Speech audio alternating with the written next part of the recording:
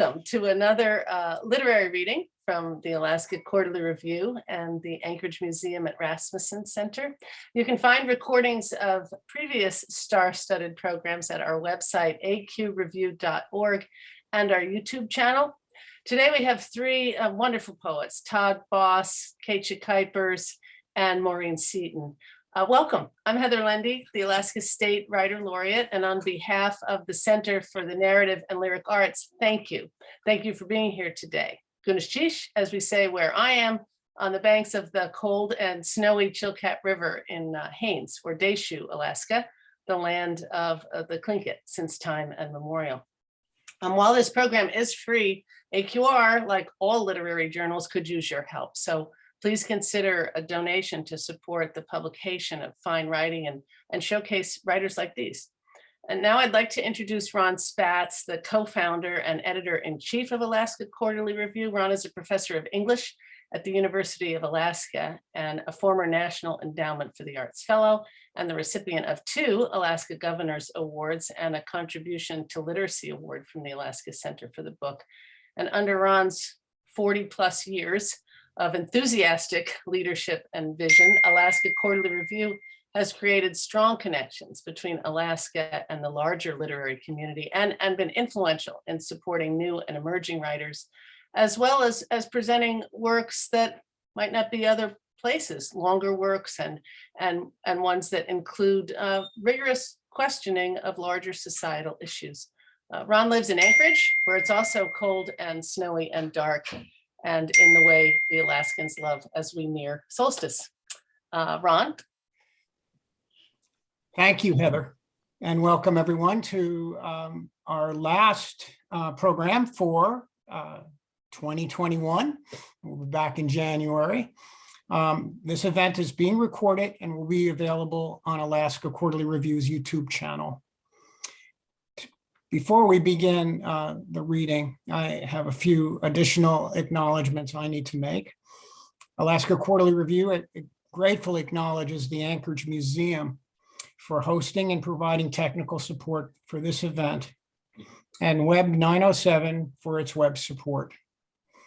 The Center for the Narrative and Lyric Arts, Alaska Quarterly Review's 501c3 umbrella organization, also makes this event possible. I also want to thank our friends at the 49 Writers organization for providing information about this series within their organization. Finally, I want to make a land acknowledgement. Alaska Quarterly Review recognizes the indigenous land on which all Alaskans live. AQR is located in Anchorage, and Anchorage is Dena'ina homeland. Dena'ina is the language spoken by the traditional, present, and future caretakers of this land. And land acknowledgement opens a space with gratefulness and respect for the contributions, innovations, and contemporary perspective of indigenous peoples and marks our collective movement towards decolonization and equity. And now to begin, Heather Lendy will introduce today's amazing featured poets, Todd Boss, Keetje Kuipers, and Maureen Seaton. Heather is the new Alaska State Writer Laureate for 21-22, or 23 actually. She is the author of 4 books of nonfiction, all published by Algonquin Books. If you lived here, I'd know your name. Take Good Care of the Garden and the Dogs.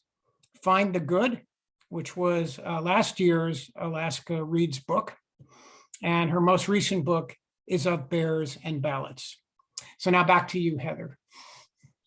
Thank you, Ron. It's my pleasure to introduce these poets today, and I'm really looking forward to the program. Keetje Kuipers was born in Pullman, Washington, and has a BA from Swarthmore and an MFA from the University of Oregon. Keetje lives with her wife and children in Missoula, where she's a visiting professor of creative writing at the University of Montana.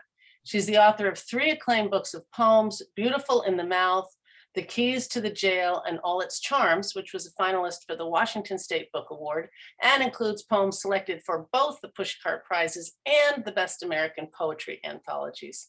In addition to AQR, Keitje's poems, essays, and short stories have appeared in over 100 journals and magazines, including the New York Times Magazine, Tin House, American Poetry Review, Orion, and the Kenyon Review. And they've also been featured as part of the Poem a Day series and the Writer's Almanac. Keetje has taught at universities across the country, including as an associate professor at Auburn, where she founded the Auburn Witness Poetry Prize in honor of the late Jake Adam York. Keetje was appointed editor of Poetry Northwest in 2020, where she created the James Welch Prize for Indigenous Poets, and she's on the board of the National Book Critics Circle. Keetje Kuipers, who says, I used to hate it when my students wanted to write their end of term essays about a set of song lyrics rather than an honest to God poem. But lately I've begun to realize what a debt I owe to the female singers and songwriters I listened to as a teenager and young adult. Todd Boss was raised on a cattle farm near Fall Creek, Wisconsin, has a BA from St. Olaf and an MFA from our own University of Alaska Anchorage. He's a poet, public artist, inventor. His company, Free Agent Outfitters, makes his patented laptop strap that's basically a camera strap for your computer. Todd is also a librettist and a film producer and is based in Minneapolis.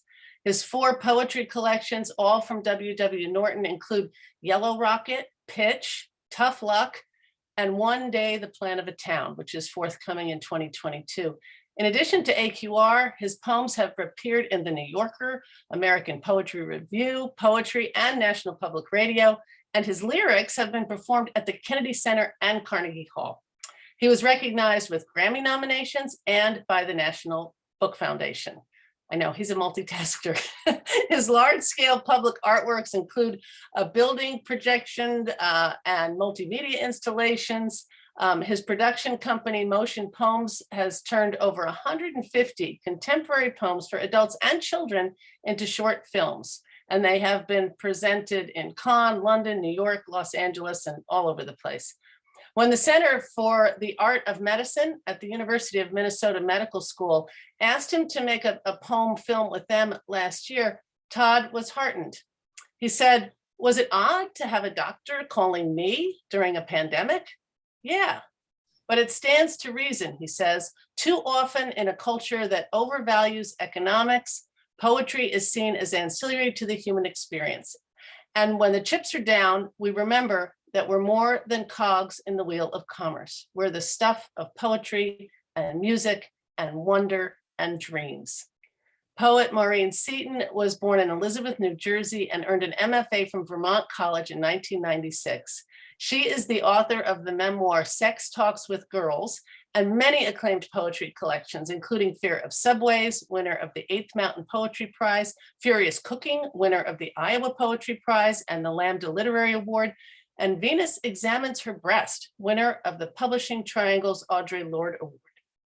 Maureen has explored the possibilities of collaboration throughout her productive and decorated career, writing poetry with Denise Duhamel in such collections as Exquisite Politics, Oil, and Little Novels. She also collaborated with Samuel Ace on Stealth and with Neil de la Fleur on Sinead O'Connor and Her Coat of 1,000 Bluebirds. And she was an editor for the anthology Saints of Hysteria, a half-century of collaborative American poetry. Most recently, she's published Undersea and 00, co-authored with Christine Snodgrass, both out this year, 2021. And Myth America, co-authored with Carolina Hospital, Nicole Hospital Medina, and Holly Iglesia, and Sweet World, which was the winner of the 2019 Florida Book Award for Poetry. Maureen is Professor Emerita of English at the University of Miami. She was voted Miami's best poet in 2020 by the readers of the Miami New Times. Maureen Seaton, who says, "There are as many definitions for poet as there are poets. Maybe a poet is simply like any artist, someone who values time more than money." Maureen, it's your turn.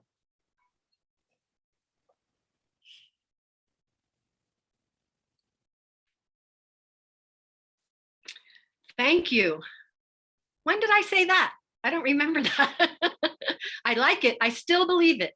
It was in an interview I read with you that was just terrific. You were talking about all kinds of stuff, but I love that line. So anyway, I won't interrupt you anymore. Thank you, Heather. That was lovely. Thank you, everybody. And thank you, Ron. I'm so happy to be here with all of you. It's quite a thrill. And these other two poets I've never met before in person, so on the page, but not in person. So very happy to be here. And I'm going to start. I actually have a theme for my reading tonight. I live in Colorado, and on Wednesday we had hurricane force winds.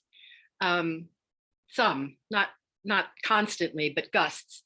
And so I was in that, and from Florida, and I've lived in Chicago, and I've been around wind a lot. And this has been a big week for wind, and for many people, quite a horrible week for wind. And I decided that I would dedicate my reading to all the families of people in Kentucky and Illinois who have lost loved ones. And in Tasmania, there was something that happened that was pretty horrible and wind related. Anyway, I'm very touched by it all, and I want to send this out to them. I was going to entitle it, Who Am I to Blow Against the Wind by Paul Simon, but I decided I'm just going to call it a poetry reading from 5 windy cities. And these are all cities that I've lived in over the years. When I started writing, I was in New York City, and that's where we're going to start. A Brief History of Faith, Manhattan. She walks down Broadway. There is a continual motion like a movement of Bach. There is music to die by, music to kill over. No one looks at you when you get old. There's that whole set of thrills you lose as you walk down the street. Oh, 1 or 2 vendors, an occasional busker, but you can't quite believe them. Yesterday, there was a man reading Hardy on 1/16th, holding out a paper cup. I just came down from Grant's tomb. You can tell a human being by the eyes, the eyes. Let's say there is good in this world. And if you want it, go down the steps past the gentleman who lives beneath the columns by the tomb. Keep going, and the river will begin to stink. You can't miss it. That breeze will hit you in the face, the movement like a fugue, the way your hands answer each other. Listen, there are oboes in that wind, if you're quiet. Remember how you thought you'd never find love?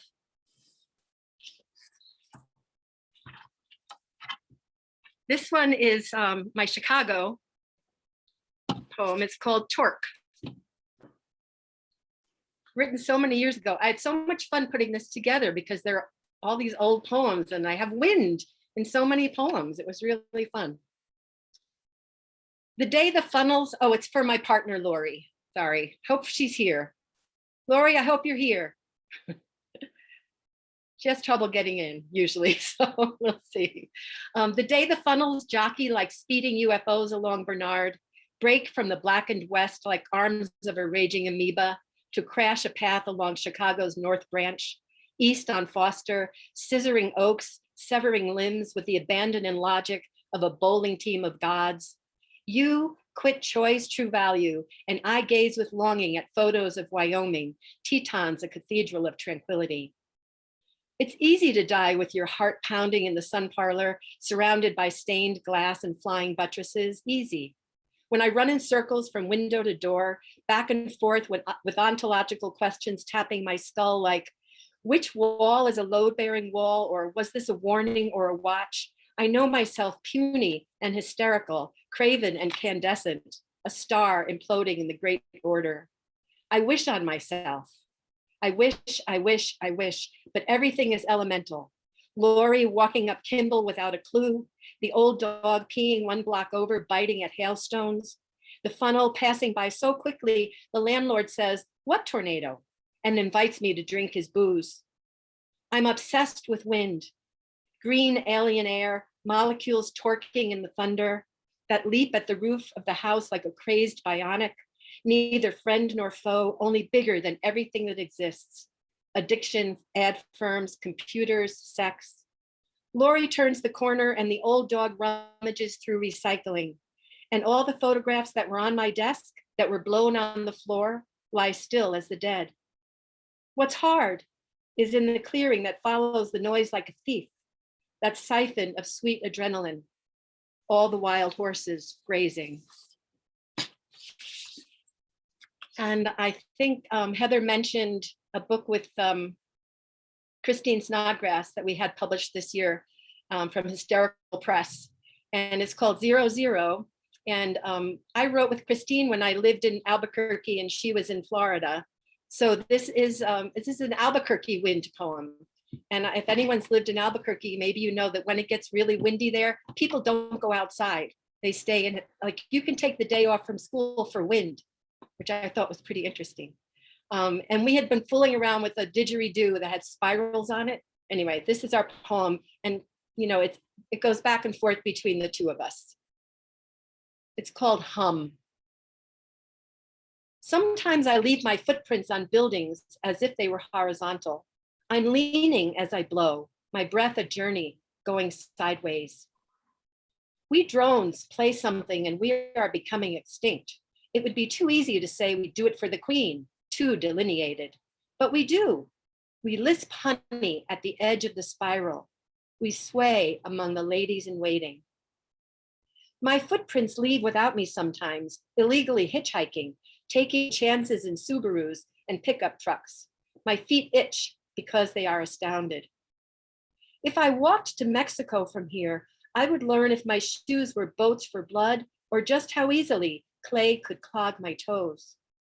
The smoke spirals around like a hurricane and surprises the extinct.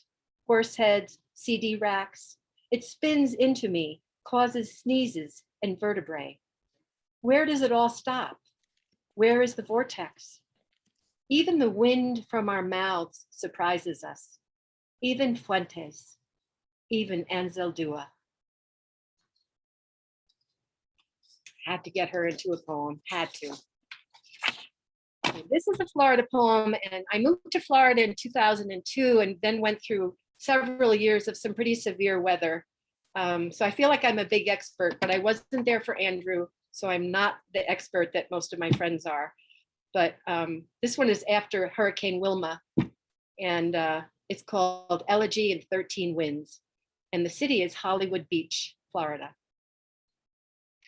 She arrived all at once, everywhere. She fell on West Coast, East Coast, down past the Keys, up to Port St. Lucie. Her memory is communal, like sucking. We slept for an hour in her bland iris. A sparrow came back to the feeder, which swung, then snapped when the wind blinked. We hunkered in the tub until the back of the eye wall, laughing at shutters, passed. We got on the phone later and said, remember it was 10:30 and we thought the windows were coming in? Communal as blue jeans. There was a curtain rod with cafe curtains stuck under the wheel of my car as if I'd driven onto it. Cars made pyramids. Glass in the streets, glass in the mouth, sand in the glove compartment, sand in the cat's ear. The Diane Motel lost its roof and its vowels. I kept myself from collecting letters from all over the beach for this poem. And this one's from kind of now, a couple of years ago, from Boulder, Colorado. And it's called The Integrity of Matter, or Peace in the Rose-Colored Now. There's blood on the page before this one, see? The dark kicks up, air torques, rain tasers the skin. What did Ginsberg say? That he wrote poems to tell his version of things in a world that only tells versions of power? A tornado touches down in the next town north. My heart iams to some ancient classic, maybe Jackson Browne, maybe Stylistics. I totter at St. Vrain Creek where it bursts into the Rockies. Cottonwoods catch me. When the child who lives in this house is away, his toys grieve. Thomas the train is speechless and the mottled ball sits still. I forget the name of the film where a woman walks into walls in hopes of entering the womb of an atom. The child's atoms are here, even as he climbs into the next plane home. What a big open space I am. The way these electrons come together, you'd think I was real. And the last piece is my piece from the Alaska Quarterly Review, which Ron took in about 5 minutes. I think it was the best acceptance I've ever had. And it's called Year of the Carousel Horses, and it's quite excerpted. So, you know, it's down from like a lot of minutes to like 3 or 4. So this is it. Oh, and it's for my friend Sam, who is one of my collaborators. I don't know if he's here, but if he is, Sam, I love you. You know, I wrote this for you and with you.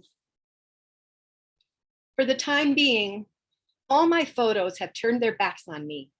My books slump and worry and tick like clocks. Clocks themselves remain clocks, but move around the room at night, deft floaters, dark subterfugers. Red mask comes down, boxes skew behind pillows, a tiny white plate of footprints disappears. 2. Yet look at the way my hair sticks straight up in the morning. You would think my dream had tortured someone and made me witness, or my hair was a row of sentries keeping guard through the night. I mustn't satirize my life.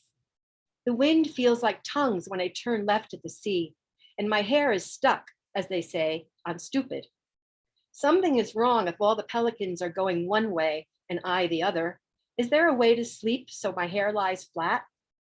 And when the pelicans notice they've lost me, what then? I expect there will be a mourning period, but who knows? They could all just keep going, as if the wind were actually at their backs. 3. Either way, at the border of every state, I will stop and look around for you, just in case we both decide to head out on the same day at the same time, carrying the same dark river. I will probably not approach Lyrical until Pecos County, Texas. There, I will simply sit down by the side of the road and weep. And I think I'm going to end there. Thank you very much. Love to you all.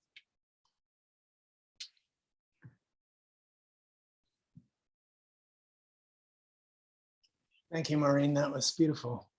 I'm excited to talk with you about your obsession. Some of your obsessions, but at least the one that you mentioned.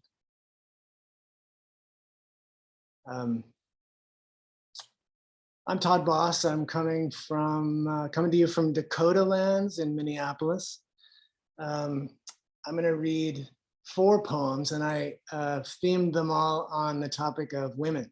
I've been obsessed with women, well, you could say for a long time now, but lately I've been obsessed with women primarily because the world's consciousness is shifting in a feminine direction, and it's really interesting to invest time in women's voices and women's film and women's music and women's writing and women's work as it evolves and makes itself more present in our lives. And I think there's just a lot to learn, and I've been paying a lot of attention.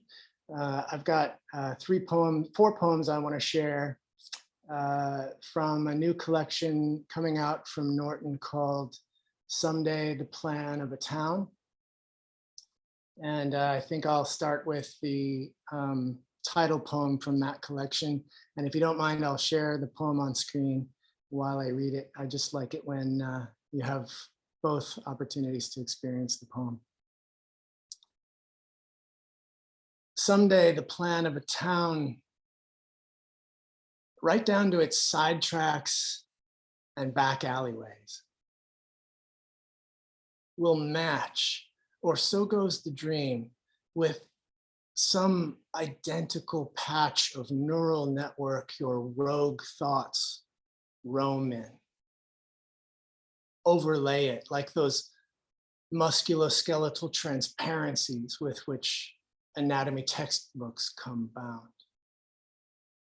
And you'll be at home in its dog-leg joint work of cobbled kinks, and your body will resound at every fork, tuning fork-like. And every road you ever rambled will be re-scrambled to appear to have brought you here where you fit so perfectly, where you can practically predict where to find every bench or post box, and where you can cue every little old lady who leaves her flat to buy bread, as if she were locking up a little room in your head and trading your idea of money for your idea of food before returning to wipe her shoes on the mat, your mind's laid flat, and fit her flat key to its shoulder into the strike plate keyhole through which you daily romance her as she grows older. That worn, dome-topped slot that looks as if two question marks met on the road to kiss and mate and make one question, opening, opening, each forever the other's only answer.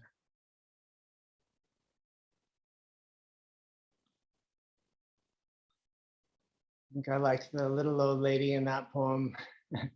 I always joke with my kids that there's a little girl in me, and sometimes I speak with her little voice just for a joke, just as a funny way of breaking ice. But in this poem, a little old lady appeared, and I just kept her there, and I just really love her. She does some really interesting work for the poem. The next poem is called She's Going to Be Beautiful.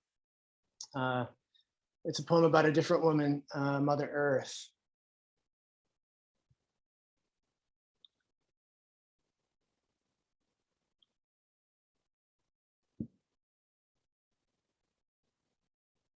She's going to be beautiful as she goes, isn't she? Gorgeous plumes of cinder blooming rose in dying light. She's going to give a stunning show. The melting ice, the slow decay of zones. Our drones will play it all in full HD and lavish insult on the injury. All the satellite imagery, the National Geo photography. She's going to be calendar-worthy stuff, if ever again a calendar there be. Like forcing someone to disrobe and wishing you don't want to watch. The moon will touch her everywhere goodbye. An elephant, the last, inelegantly will pass in a savanna gleaming gold. The cloud formations no one's ever seen in towers shimmering with ash. We will no longer wonder to behold. All the coastal cities under sea. She will be beautiful. Of course she will. And devastatingly.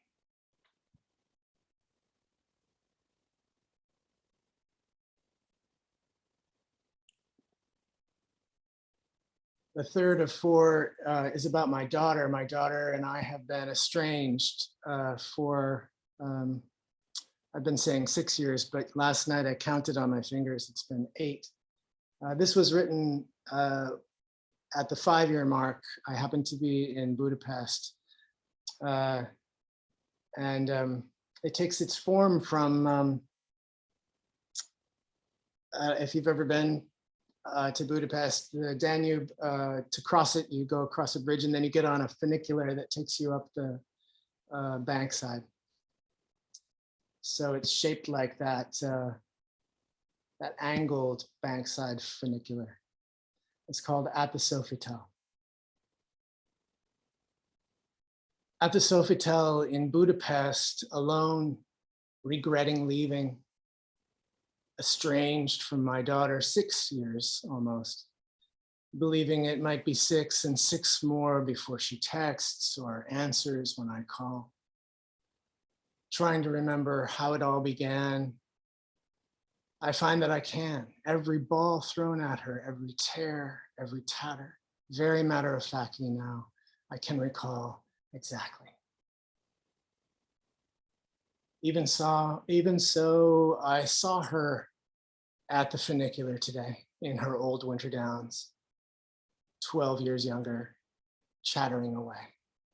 I reached to help her up before I became aware she had her own father there, clutching his pass, and we rose while I fell, the tall Sofitel and the Danube gliding away outside the glass.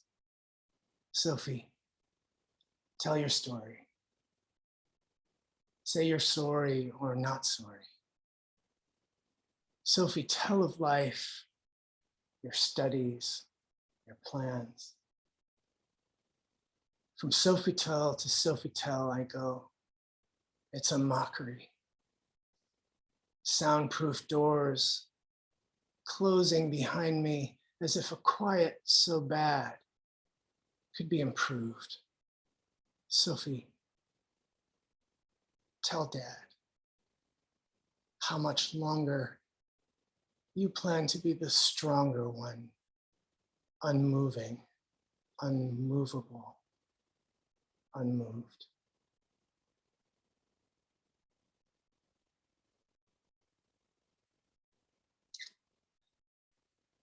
And the last one I want to play for you. The last one I want to read for you is takes a different turn. In my dating life, I think about women and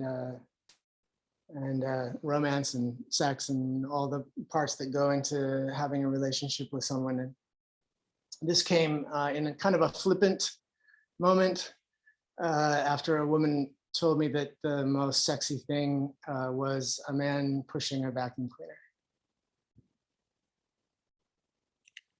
It's called If You're Not Doing Her Sheets.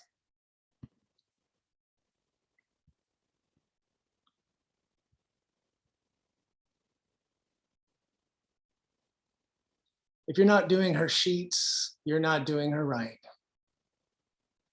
If you want her to find you delicious, do her dishes, and she might. This one goes hot as an oven for a man in an apron.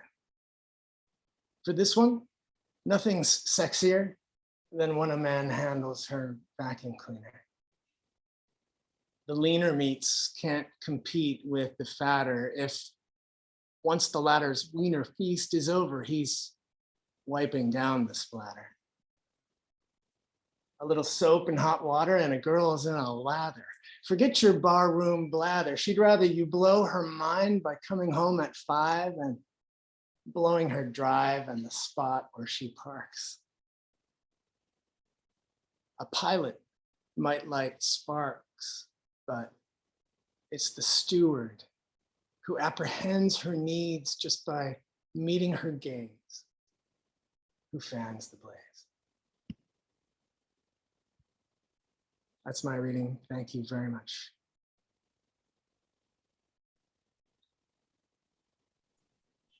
Thank you, Todd. And now it's Keitje's turn. I have so loved hearing these poems tonight, and I've loved too this that you've both had a theme, and so you've inspired me, and I've changed my mind about what I'm going to read tonight. And I think I'm going to both of you in different ways have inspired me to read poems only about my wife, or in which my wife appears as a figure.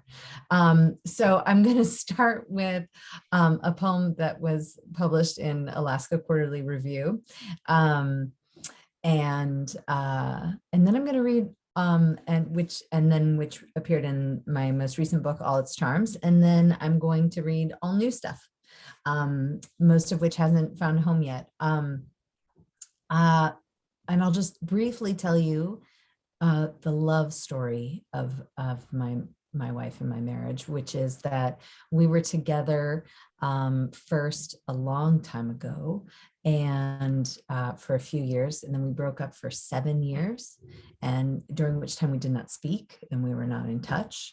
And she reached back out to me after 7 years, and I said, "You better have a good reason for getting in touch." And she said, "I do. I've tried to live without you and I can't. Can we try this again?" So this poem that was published in Alaska Quarterly Review was written not too long after that. At Golden Gate Park with you, To watch the sea change color as steam liners move across it. To watch your eyes change color as my hands move across you. There is no perfect metaphor for the act of turning you on, but I try anyway, until the slick skulled koi, the nasturtiums sweating on the vine, everything becomes your body twisting in my arms.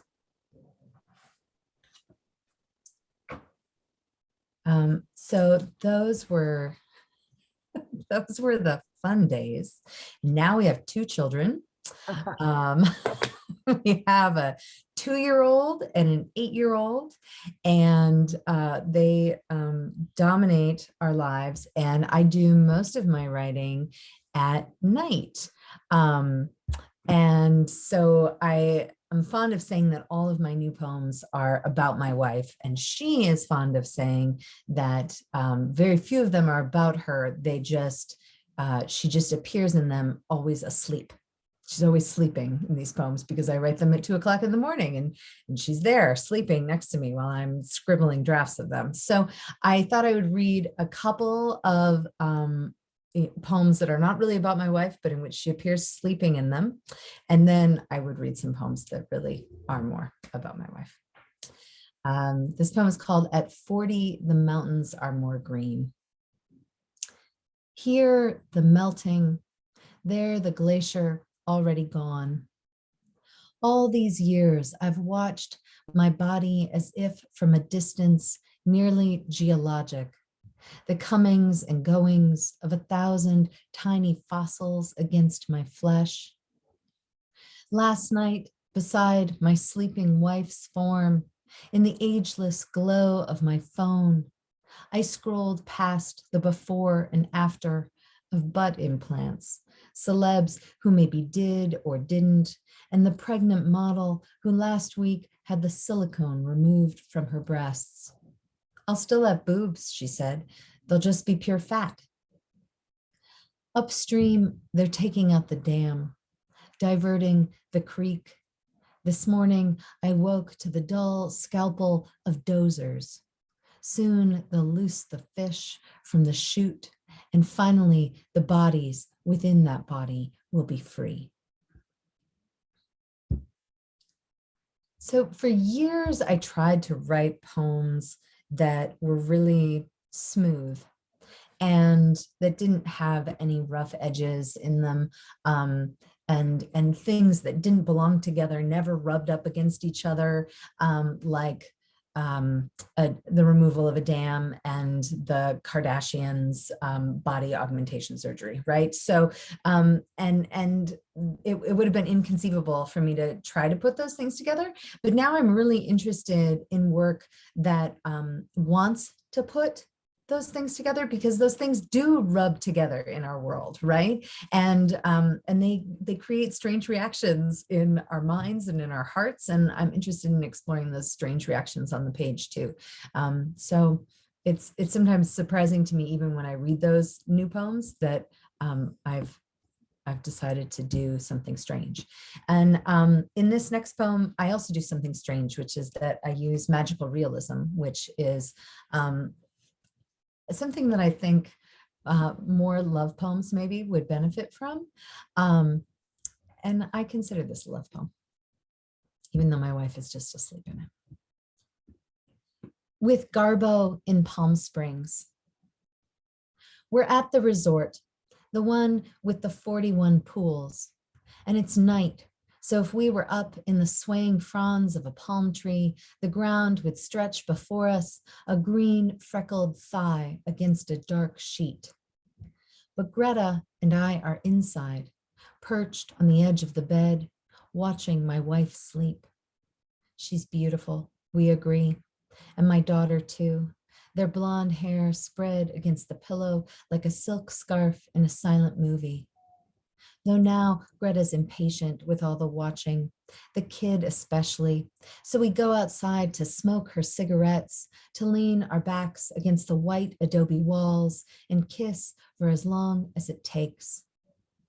The electronic lock clicks behind us, a set of delicate teeth, and I'm chasing Greta across the lawn with its lemon trees I can smell in the dark, past the lounge chair where someone's abandoned the sort of wide-brimmed hat meant to keep us young, over the patio, still warm as skin from the sun's relentless shining, toward the place where she's already slipped off her dress and climbed into the water, side stroking with one arm and holding her smoke aloft with the other.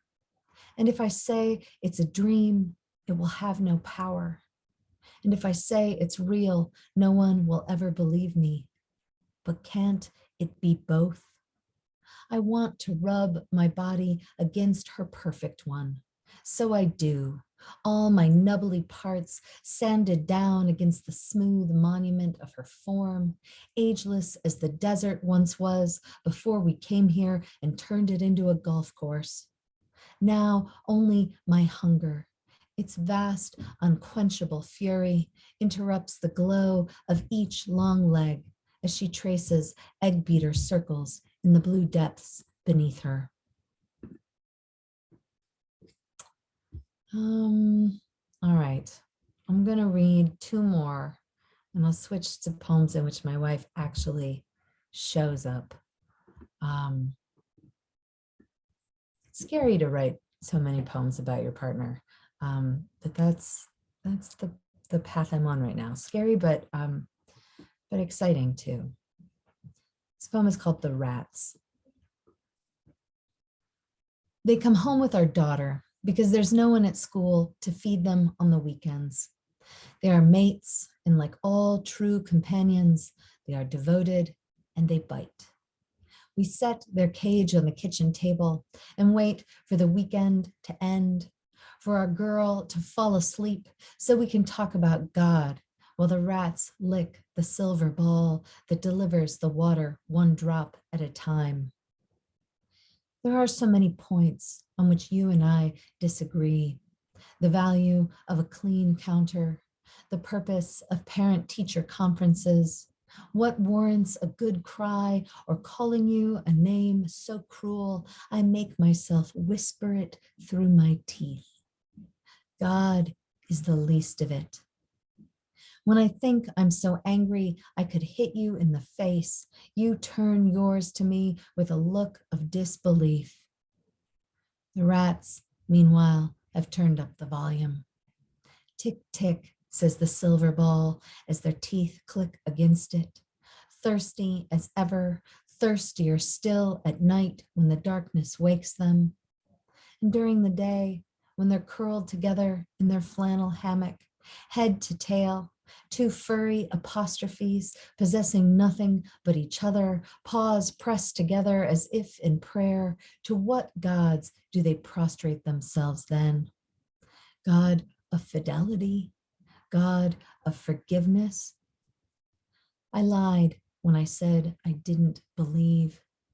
Who, even me, the coldest of heart, could turn away from a sea parted, bread that multiplies to answer need, water transformed to the sweetest wine, the kind that tastes better for each year it's been left in the barrel.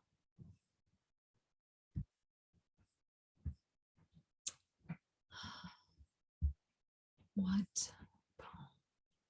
Okay, I'll end on a happy one. In the outdoor shower with my pregnant wife.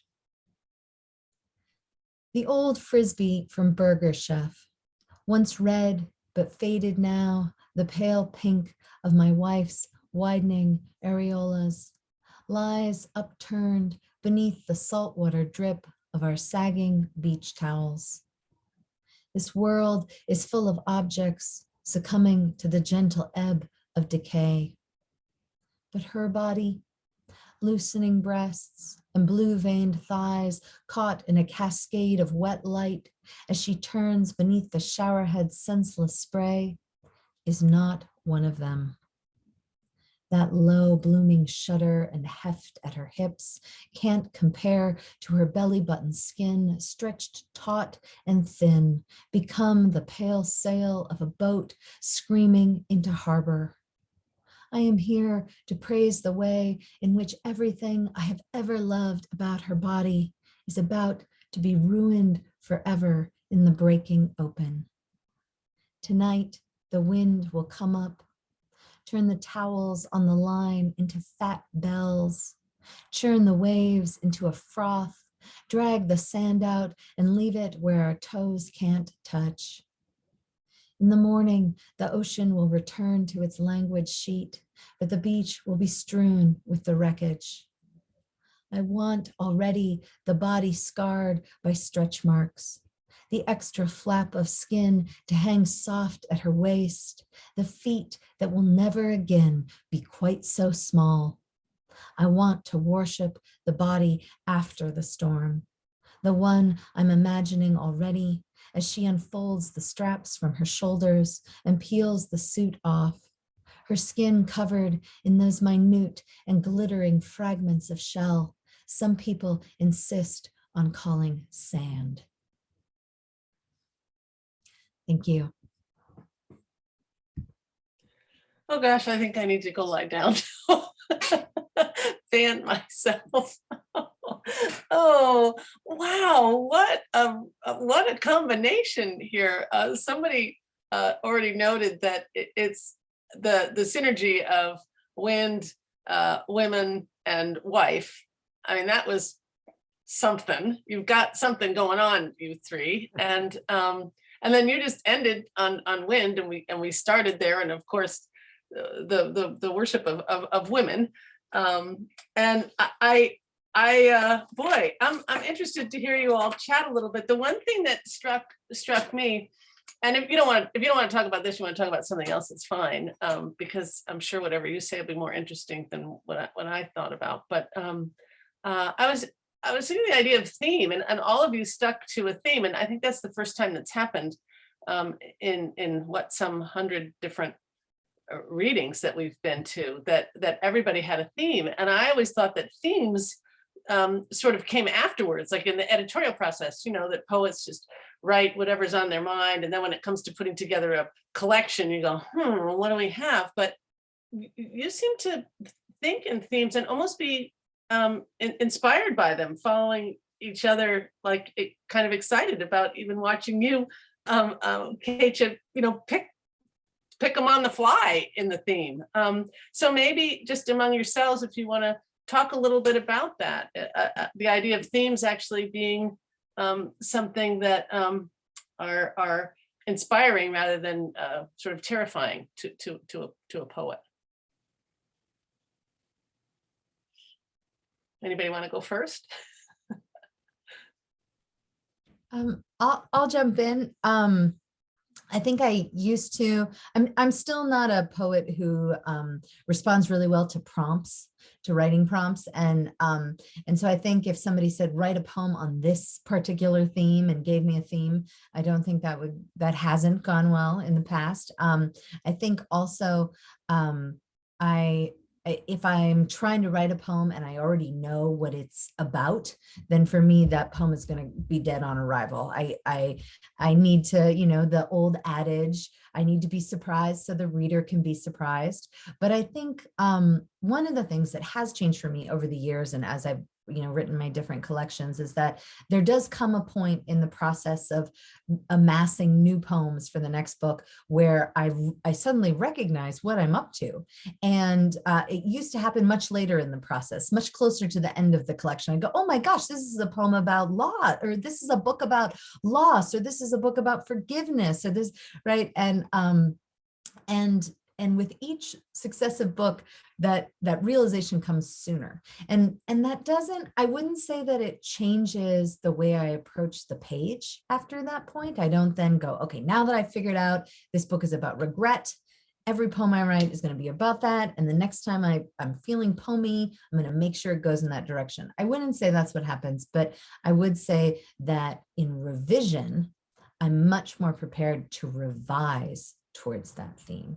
So I write, I go for a walk, I see some deer. I write a poem about seeing deer.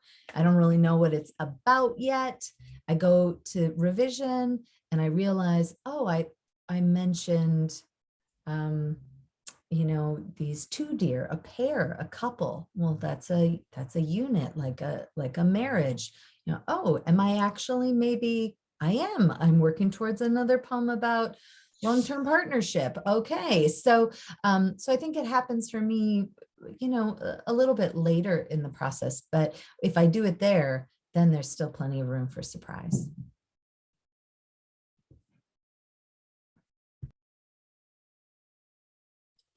Okay, I'll go. I agree with everything Keetje just said. When I sat down on Wednesday to decide what to read tonight, the thing was going on outside the window, and there were garbage cans everywhere and recycling everywhere. And my grandson was out there trying to pick up, it was crazy. And of course, I was just inspired to do Win. And I thought, I've had several readings for my new 2021 books. And so I wanted to do something a little different. And I was like, hey, when do I get to read out of my old books? Because I've got them from the 90s, and I was like, wind. So it just came to me. But I agree that often if I go for a theme, I'd rather be given as a prompt. I'd rather be told, write a terza rima or a sonnet or something formal, and then I can do whatever I want. So yeah, but how wonderful that we have all this synergy. I'm really excited. And when I mentioned to my poetry group today, we meet every Friday and we give each other a prompt every week. It's very, very fun being a teacher, being a former teacher, or I'll always be a teacher. But anyway, we do a prompt, and I told them today that I had a theme. They were like, whoa, a theme for your reading. So maybe it's a good thing. Anyway, thanks. I've been thinking about obsessions for a while, and I noticed that Maureen mentioned, she said she was obsessed with wind, and so I did want to ask her about that. But I think for me, I'm like Keetje that way. I like what she said about not coming to the poem with a theme in mind, but there is something to, I think, coming to the poem aware of what your obsessions are.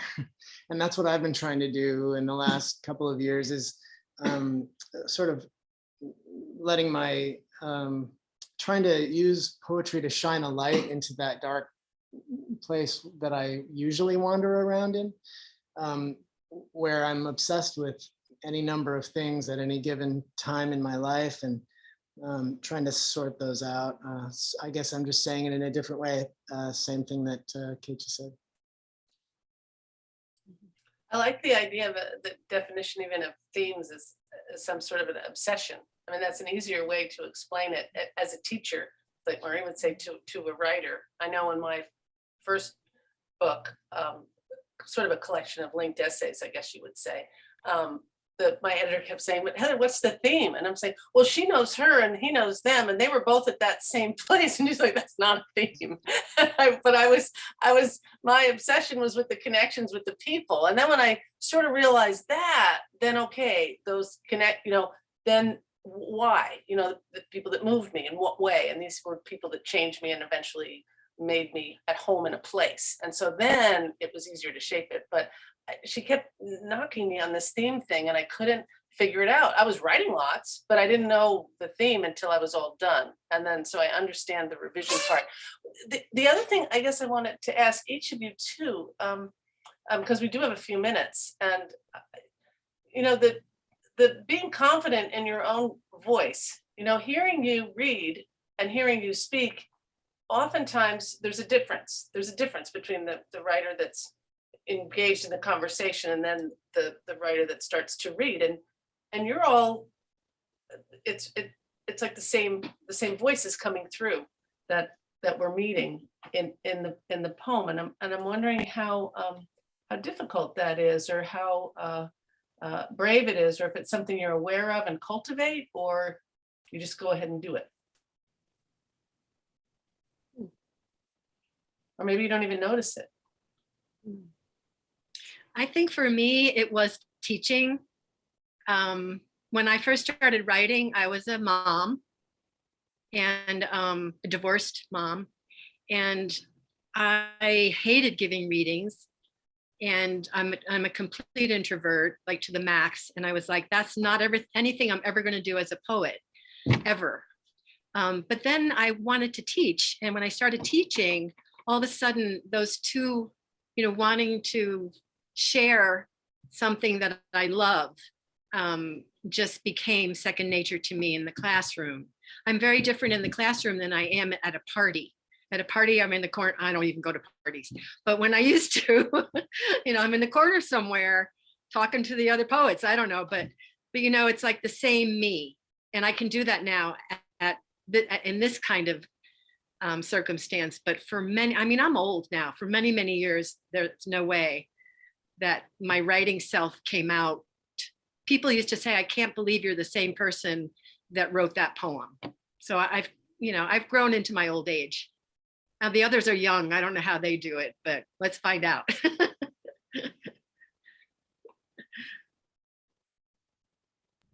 No, I think there's a lot of growing into it. I think too, something I'm always saying to my students is that they need to write with conviction, which I think is, another way of talking about confidence. And it's not that the poem can't have any uncertainty in it. The poem can and should ask lots of questions, and it can be vulnerable, and it can be walking a tightrope and all those things, but it has to be vulnerable with conviction. It has to walk that tightrope with conviction. It has to own what it's saying and to mean it. And I think that was something that took me a long time to figure out as both a poet and also as a woman moving through the world.